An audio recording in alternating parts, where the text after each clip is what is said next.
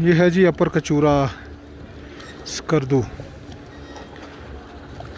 खूबसूरत झील है और यहाँ पर ईज़िली पहुँचा जा सकता है।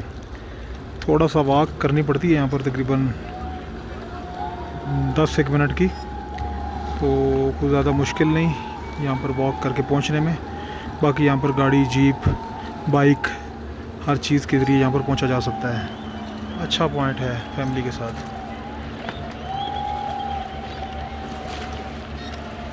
ज़िप लाइन फैसिलिटी, इसके अलावा बोटिंग है, स्विमिंग है यहाँ पर, और खाने पीने का भी निज़ाम यहाँ पर मौजूद।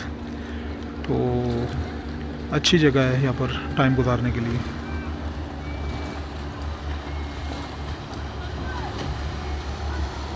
Boats, motor boats,